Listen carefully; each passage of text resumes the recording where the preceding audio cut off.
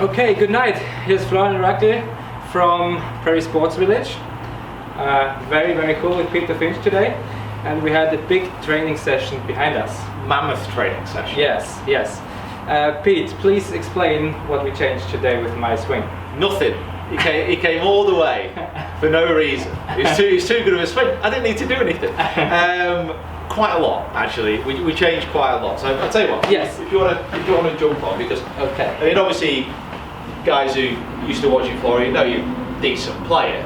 And today was more about just trying to figure out how to make you more consistent more than anything. So it's not so much trying to get you to shoot, you know, that 3-under score and then back it up with a 7-over, 8-over score. Yeah. It's trying to get you consistently shooting in and around par, and then be able to go a lot lower as well. Yeah. So if you just take up to the top of your swing as it was, if you can remember where that was. More like this. Yeah, and what we really saw is you started to get up to the top of the swing. Perfect in that one behind. Right elbow was moving quite a long way away from the body. Got a little bit across the line, but to be fair, you'd done work on that, so that wasn't quite as extreme. So I wasn't overly fussed about that. He was all right.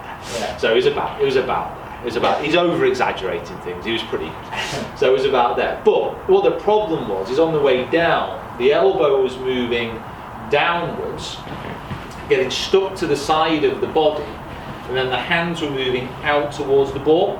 Now what this was giving I'm not going to say the illusion of, but what it was creating was a club head which was behind the hands. Yeah. And then as the hands move outwards, the club had to flip and release to try and square up the face to actually get the ball moving off onto the target. If you couple into that the fact as well with the hips as you start to move down, the right hip was actually starting to really kind of rise up and stay high on the way down.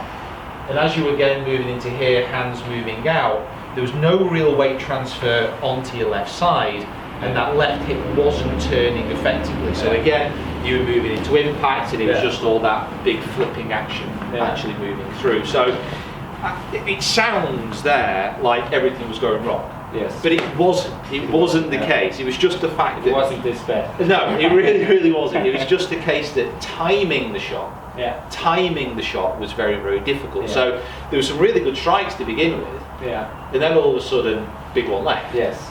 Massive one right with the driver, which is obviously everything the big was possible. Exactly. So there was too much going on. Yeah. So what we did is we changed a lot of what was happening in the backswing. Yeah. And then we changed everything in the downswing as well. But the backswing was an interesting one because this is something you've worked on before. Yeah. So just take it up to the top, and we'll just talk about this elbow first of all, because what we were seeing is as you got up to the top of the swing, just take it up there, what we were doing is we were moving this elbow more into the side. Now, this is quite an extreme position here. Now this is a big exaggeration. This is literally what it felt like. Yeah. Now you can see here this is actually quite a short position if I just get you from the front here as well, so it's quite a short position.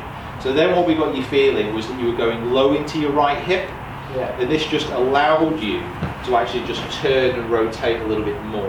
Yeah. Now that position there is a little bit ridiculous. You know, if you came in with that position, I probably wouldn't be too happy. But this is the feeling that we actually got you to. But what it actually did was as you turned up to the top of the swing, it literally just got you into a position about here. Yeah. And even this looks a lot more unnatural than it was, but obviously you've got the videos that you can have a look at. Now what this allowed you to do is as you were moving into the ball, was get that elbow now moving more in front of the body. Yeah. Now as that elbow moved more in front of the body, it allowed you to turn off to the left hand side without really any club face manipulation. Obviously this is all exaggeration. Yes. So that helps square that club face up a lot more naturally. But the big, the biggest difference for me was the lower half. Yes. And what you were doing there. Pretty different. Because that was ridiculous, and we basically got 3 things happening all at once. Yeah. And this is going to take a lot of work. The backswing, I think you'll get. Yeah. I don't no issue when you get it. This is also a thing I was working on. Yes.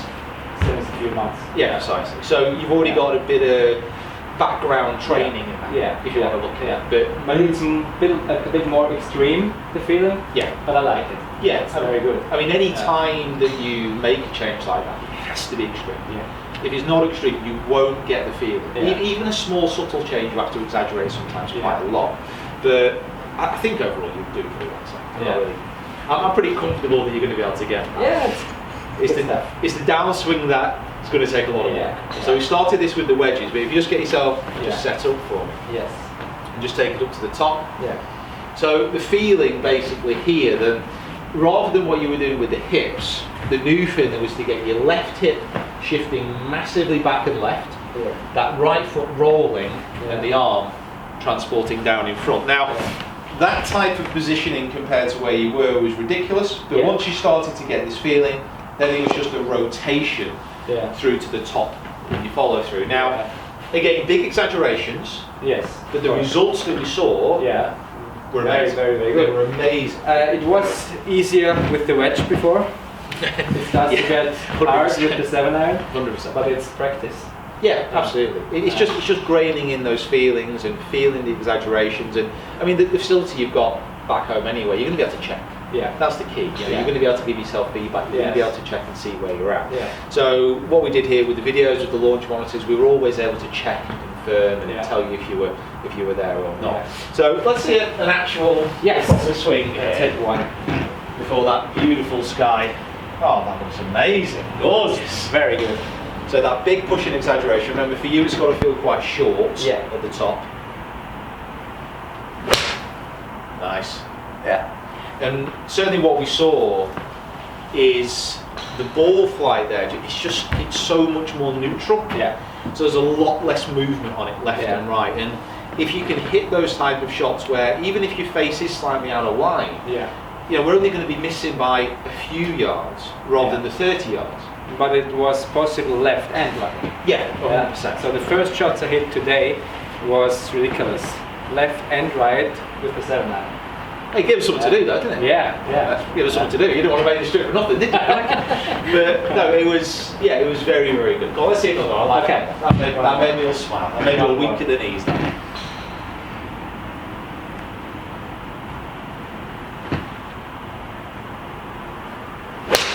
Nice. Again, just a very dead flight. Yeah.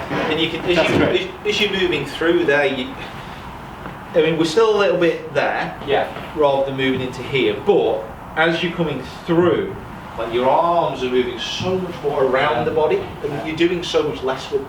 It looks so much better. I know it still feels mental. But awesome. Really, really happy. That was great. Yeah. Was a great session. Was my first time here at the Quest Golf Academy. I will definitely be back here. Oh, that's very kind of in summer. No one ever says that. Normally they can't wait to get out. This is great. Yeah, and it's great as well. You know, as a pro, teaching oneself is not easy. Oh no, it's hard. So it's very hard, and that's the thing. I'm here with Pete. He's a great teacher, and it was a very good session today. Yeah, and that is a good point. Happy. That is a good point. If you're trying to teach yourself, I'd always recommend you get someone to have a look at your swing. And obviously a professional, don't get a hacker to have a look at it. But it makes no sense. It's important that someone else has a look at it, that know what they're talking about, because it's hard to see your own swing sometimes. It's hard to understand. You get trapped into what you were looking at. But certainly as you were moving up and you were trying to get the wrist set, that wrist set wasn't sorting the elbow. So you were setting the wrist to try and stop you across the line, but then the elbow was causing you across the line. And that is something that, from an outside perspective, I could see straight away. It's a different view. Exactly, but because you were focused on that, you couldn't quite see that. And that wasn't because you didn't know what you're doing. It's just because you were blinkered in what you were looking at. It was the same with me. Yeah, that's the point. So I've been changing my swing quite a lot this year, and I've been making changes with another coach because you need that fresh perspective. You need someone else to have a look at it. So it's very important. Cool, Pete. Thanks a lot. Not a problem. Please comment down below how do you like this video. Click like, subscribe to my channel, and also to Pete's. Absolutely. If you haven't already. And if you're coming over from my channel to actually watch this video and see what Florian's been doing, make sure you hit subscribe as well. If you fancy learning German, it's useful. Perfect. Okay, Pete. Thanks a lot. Thank you very much. Bye bye, guys. Auf Wiedersehen. It's German, right? So, das war's jetzt mit der Trainingssession von Pete und mir. Jetzt kurz noch die deutsche Erklärung dazu. Es hat 3 Sachen im Grunde genommen gegeben. Das war im Aufschwung ist mein rechter Ellbogen zu weit vom Körper und nach hinten gegangen, was zur Folge hat, dass sich im Durchschwung dieser zu sehr nach unten bewegt hat, anstatt vor den Körper. Und somit war dann ein weiterer Folgefehler, dass die Hände vor dem Schlägerkopf waren und ich somit durch den Treffmoment durch die Hände flippen musste, um das Schlägerblatt wieder square zu bekommen. Und das ist halt nichts Konstantes. Da kann halt mal schon passieren, dass der Ball um einige Meter weit abhaut. Im Durchschwung war es so, dass ich in der Durchschwungseinleitung die rechte Hüfte zu hoch hatte und dann auch keine wirkliche Gewichtsverlagerung nach links geschafft habe und somit mehr an der Stelle gedreht habe, anstatt eine Gewichtsverlagerung nach links hinzubekommen, was auch wieder keinen guten Einfluss auf den ganzen Durchschwung gehabt hat.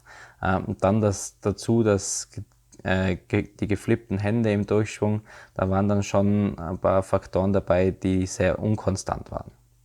Wir haben dann eben im Aufschwung den Ellbogen viel weiter nach innen vor den Körper quasi gedrückt und ihr habt gesehen, wie die Position ausgeschaut hat, wie sie sich angefühlt hat und wie es dann wirklich im Schwung ausgeschaut hat. Also der Ellbogen für mein Gefühl wirklich viel weiter vor den Körper im Aufschwung.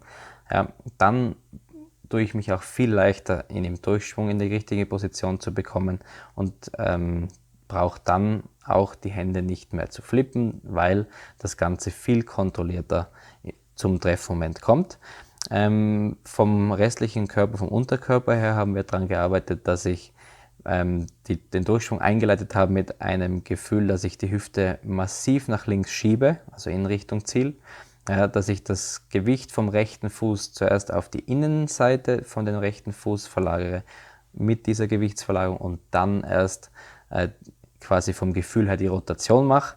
Habt ihr eben gesehen, das hat dann wirklich schon ganz gut ausgeschaut und ich habe dann auch zum Schluss wirklich sehr, sehr, sehr gute Bälle geschlagen und die Richtung, die ich dann gehabt habe, die war wirklich enorm anders. Also ich habe wirklich unglaublich gerade Bälle geschlagen und das ist jetzt halt die Aufgabe, das ins Gefühl zu bekommen und das zu trainieren.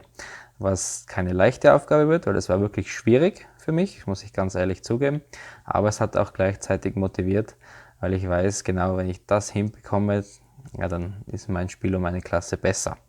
Also ich hoffe, euch hat das gefallen, die Session mit Pete. Kommentiert es bitte gerne unten dran, liked das Video, abonniert meinen Kanal, wenn ihr das noch nicht gemacht habt, abonniert auch Pete seinen Kanal, um ihn zu verfolgen und dann wünsche ich euch noch was und wir sehen uns das nächste Mal.